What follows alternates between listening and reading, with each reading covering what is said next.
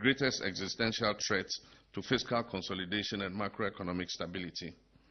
Our energy sector carries a debt burden of over $3.1 billion US dollars, with an estimated $1.8 billion US dollars more required to finance fuel procurements for uninterrupted thermal power generation in the coming months.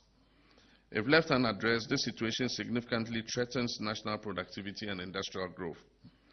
While we have devised a strategy to liquidate this debt and staunch the bleeding in the power sector, we must take advantage of recent gains created by appreciation in the value of our currency to accelerate the solution to our energy sector challenges.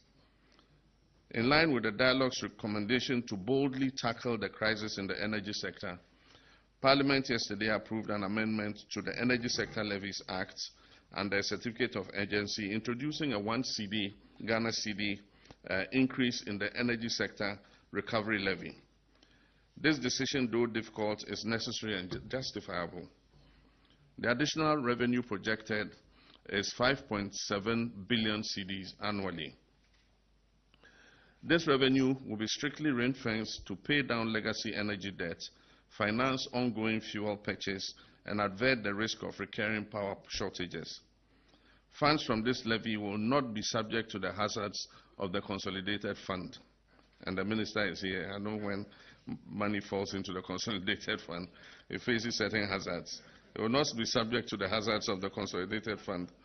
The fund will be regularly audited and audit reports made public to ensure its transparent use.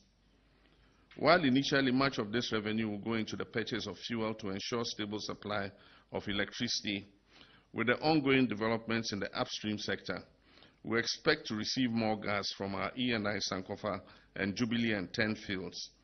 With also the assurance of additional gas through the West African gas pipeline, we expect to substantially reduce the use of energy mix. At that stage, the resources generated by this increased levy will be channeled to pay down accumulated legacy debts in the power sector.